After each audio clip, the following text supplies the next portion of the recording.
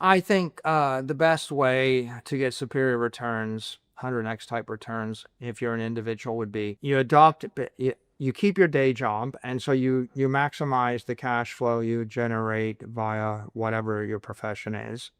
You're responsible on your expenditures. You have to think in the year 2045, I think a Bitcoin's worth $13 million. So every Bitcoin that you don't buy is a $13 million cost. That Ferrari that you're going to buy is going to cost you like 6 Bitcoin. And so it's going to be $100 million Ferrari, right? If you look out 20 years. You have to keep your job. Unless you're insanely rich, don't splurge on the Ferrari. Buy the 6 Bitcoin instead. Big Bitcoin bull. Michael Saylor is famous for saying you should buy Bitcoin if you want to 10x your money. Buy it with someone else's money for 100x gains, and buy it with someone else's money with leverage for 1000x gains. This statement is inherent in Saylor's strategy for his software and Bitcoin development company, Strategy. Under Michael Saylor's leadership, the company started by converting its idle cash reserves into Bitcoin, driven by the belief that holding dollars in a world of rising inflation was a losing game. But that was just the beginning.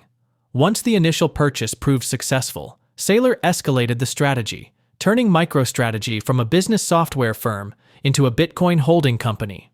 Rather than relying solely on the company's profits or cash flow, MicroStrategy began to harness outside capital to expand its Bitcoin position. This is where Saylor's philosophy of using other people's money comes into play. He raised billions by issuing convertible bonds, debt that pays little or no interest, but can later be converted into shares if the company's stock performs well. Investors were willing to buy these bonds because they believed MicroStrategy's Bitcoin exposure would drive the stock higher, especially in a bull market. Every dollar raised through these bonds was funneled straight into buying more Bitcoin. But Saylor didn't stop there. He took the strategy a step further by securing loans using the Bitcoin MicroStrategy already owned as collateral. This allowed the company to borrow more cash and purchase even more Bitcoin, effectively leveraging its existing position to amplify its exposure. This is a novel strategy that will undoubtedly be copied by hundreds of other companies. In a recent interview, Saylor delivers a stunning strategy that can be copied by individuals willing to 100 times their money in the next few years, just by buying and holding Bitcoin.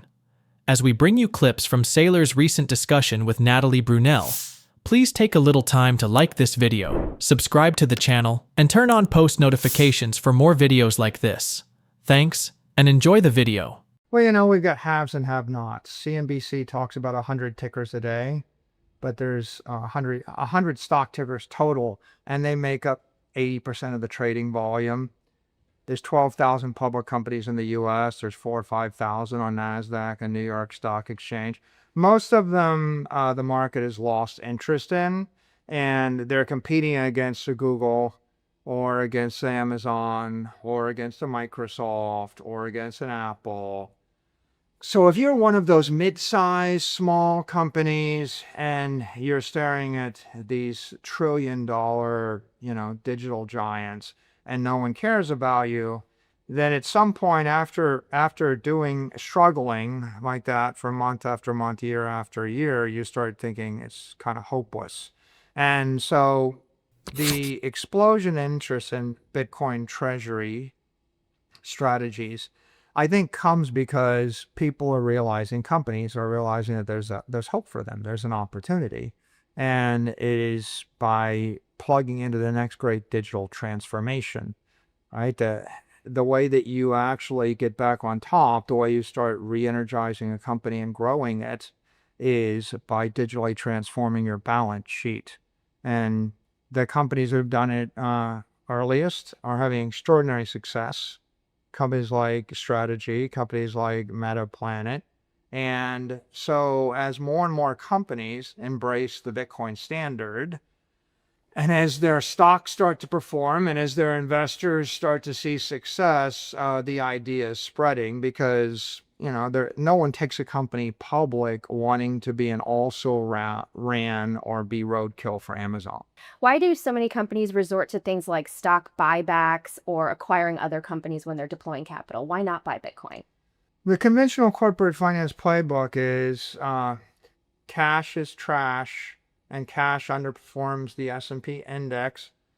And so the S&P index is the cost of capital, and if you've got excess cash flow, then you need to return it to the investors so they can invest it and get that cost of capital or get the S&P return. And you either do it with a buyback or you do it with a dividend. I think the primary reason the market concluded that is because for 100 years, the Treasury reserve asset of every public company was short-dated Treasury bills. And they never had another Treasury asset. Your choices would be Treasury bills, gold, or Bitcoin. Gold was the reserve asset of the 19th century. Corporate sovereign debt, like 30-day T-bills, is the Treasury asset, the reserve asset of the 20th century. And Bitcoin is the reserve asset emerging in the 21st century. But for the average person watching who's probably a wage earner and not a business leader, what do you think is the best way to 100x your money? Can you still do it with Bitcoin, and what types of strategies can be deployed? I think the best way to get superior returns, 100x type returns, if you're an individual, would be you adopt it. You keep your day job, and so you maximize the cash flow you generate via whatever your profession is. You're responsible on your expenditures.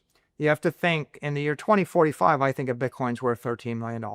So every Bitcoin that you don't buy is a $13 million cost. That Ferrari that you're going to buy is going to cost you like 6 Bitcoin.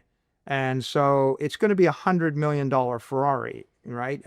If you look out 20 years. You have to keep your job. Unless you're insanely rich, don't splurge on the Ferrari. Buy the 6 Bitcoin instead. With regard to leverage, the intelligent leverage for the individual is generally long-dated, mid-dated mortgage debt. So if I have any kind of property, if I have a house, I would put a long mortgage on it, a 10-year mortgage, or 15 to 20-year mortgage on it, especially a conforming loan, and then I would roll it into Bitcoin. Because mortgage debt is not mark to market. It's against an asset which is fairly stable. Normally the interest rates are somewhat subsidized by a Fannie Mae or a Freddie Mac program or a government program. So it's the cheapest form of permanent capital that someone can get. So, I give you what you shouldn't do. You shouldn't quit your job. You shouldn't splurge on sports cars you can't afford.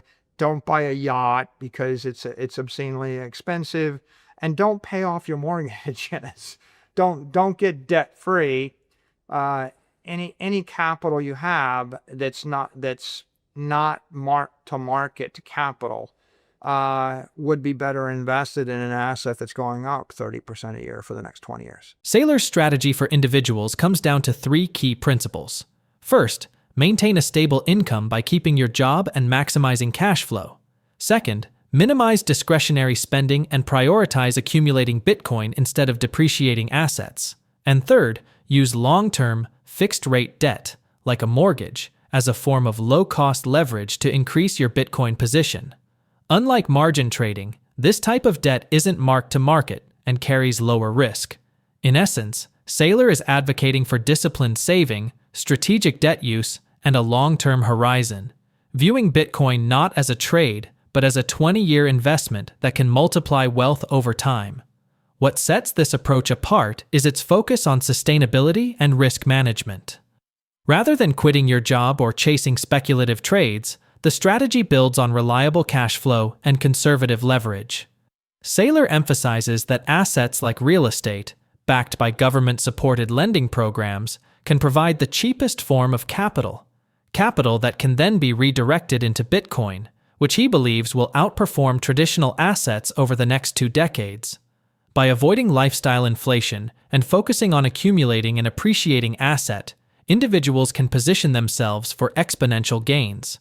And by using fixed-rate debt intelligently, they can enhance their exposure without facing margin calls or short-term volatility risks. It's a strategy designed for those willing to think in terms of decades, not days. and it mirrors the same playbook Saylor used to transform MicroStrategy's balance sheet. Let's get back to Saylor's video as he discusses the macro environment and potential headwinds that may be impacting Bitcoin and crypto asset prices. All of these actions are creating uncertainty in the market, right? Trade uncertainty, operational uncertainty. How do I organize my supply chain? What products should I stock on my shelves? What products should I buy? How long will it take? What services do I need? Where do I source the services? That uncertainty creates massive inefficiency. It creates dislocation. Investors are discounting the future cash flows for the next 10 years of a given business. And so if it's uncertain whether the business will exist and in what form and how profitable it'll be, then they tend to shoot first, ask questions later, or in this case, sell first, ask questions later. Their view would be, let's just back away from the market until it becomes less uncertain. That's what is driving the macroeconomic headwind right now. Whenever a company runs into a difficult time like that, whether it's COVID or whether it's the current, tariff wars, it behooves the company to be extremely well capitalized. What you would like is to have a company that has a deep, deep pool of liquid assets you can rely upon, even if your core business revenues get zeroed out. If you don't have that, you're going to go bankrupt and in prolonged crisis. Herein lies the solution, the promise of Bitcoin, and the problem with traditional corporate finance.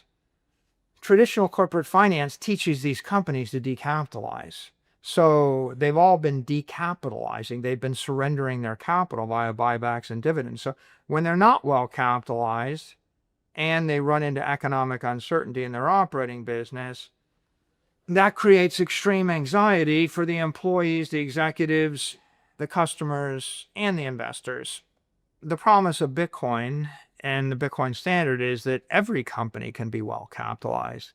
Because if you simply start sweeping your cash flows into Bitcoin, or you convert your dividend into a Bitcoin buy, or if you convert your buyback of stock into a buyback of Bitcoin, then your enterprise value over time would double. And your organization would be valued partially on future expectations, but partially on the assets you own. And so you can imagine when 95% of the value is future expectations. When they become uncertain, 95% of the value becomes uncertain. But when half the value of a company is based upon the assets they own, right, then they have a built-in insurance policy or a shock absorber, and they have the luxury of being able to sit back and see how things work out, but without being desperate or taking short-term actions. And Bitcoin offers one more collateral advantage, which is the more uncertain the operating world gets, the more valuable Bitcoin becomes and the more compelling the idea is, because there are no tariffs on Bitcoin. Bitcoin doesn't have supply chains. It doesn't have all of the regulatory risks, the tax risk, the operating and execution risk that you have when you have a business based upon providing products and services in a particular way. Every single crisis recruits a new class of Bitcoin believers. There's just a delay in between the crisis and the Bitcoin rally. So, for example, in March, Bitcoin crashed with everything else down to like 4,000 or 4,500. And I started buying it in the 9,000s or the 10,000s. And I remember when Bitcoin was 10,000 and the NASDAQ was like 12,000. And, then Bitcoin would rally up and rage, and then there would be a crypto crash and it came down. On the other hand, here we are today, Bitcoin's like 96 or 97,000, the NASDAQ 17,000. And now we're in a big tariff crisis. And the near-term reaction is always the market cramps and everybody sells everything. But the long-term reaction is, if I had all my money invested in Bitcoin instead of invested in that company, I wouldn't have been affected by tariffs. And so what you have is a reallocation of portfolios to being more Bitcoin, less the other thing. People are thinking now, If I had more Bitcoin, less gold, I would have made a lot more money in the last 4 years. If I had had more Bitcoin, less big tech, I would have made a lot more money. If I had more Bitcoin and less that bond instrument, I would have done better. So these are teaching moments, right? And in any macro panic, the most liquid, leverageable asset is Bitcoin. Bitcoin is the only thing that you can sell. You can sell it short with 50x leverage on Saturday morning. It's the only thing that you can short 50x on Saturday morning. So when people panic on a weekend or an evening, it's going to be volatile. And if someone wants to sell some financial asset because of some gloom and doom thing that's happened, they're going to go to Bitcoin first because it's the only thing they can trade. And not just trade in the US, trade globally, worldwide. It is volatile because it is useful, and it will be in times of panic and contraction. It will correlate for a short moment with other assets, but then it will bounce back and it will break, it'll break that correlation, decouple, and it'll rally higher. And that has happened, consistently for the past 15 years, and it's happening right now as we watch it. So I'm calm in these times because I think we're going to win over a new set of Bitcoin believers, and a new set of people that thought they had the perfect business are going to realize that no investment in real estate and private equity and public equity or in a currency derivative is a risk-free investment. And when we say, look, Bitcoin is not a currency derivative, it is not a company, it is not real estate, it doesn't have a supply chain, it has no employees, it has no nexus, it is not, subject to that counterparty risk. Now there'll be a new class of investors that will understand what it means to be exposed to those risks, and they'll be like, oh, you mean like no tariffs on Bitcoin? Mm-hmm. Yeah, no tariffs on Bitcoin. In uncertain times, businesses struggle with collapsing cash flows, broken supply chains, and shrinking investor confidence. As Michael Saylor points out, traditional corporate finance leaves companies dangerously undercapitalized, too reliant on future expectations, too exposed to operational shocks. But Bitcoin offers a new model, an incorruptible, globally liquid asset that doesn't depend on borders, tariffs, or fragile supply chains. It's not just a hedge, it's a structural shift in how value is stored and protected. Every crisis brings in a new wave of Bitcoin believers, people who realize that their so-called safe assets were anything but. As markets panic and traditional assets falter, Bitcoin's unique qualities, its liquidity, its independence, its resilience, shine through. And while it may swing in the short term, history has shown that it consistently decouples, recovers, and rallies higher. That's why Saylor remains calm. That's why more and more investors are reallocating, moving away from outdated strategies and toward this new digital standard. So the real question is, as the next wave of uncertainty unfolds, will you be part of the old system scrambling for cover? Or will you position yourself ahead of the curve with an asset built for resilience? Are you seeing the shift toward Bitcoin in your world? Let's discuss. If you found this breakdown helpful, make sure to hit the like button and subscribe for more deep dives into the strategies shaping the future of finance. Thanks for watching, and see you in the next one.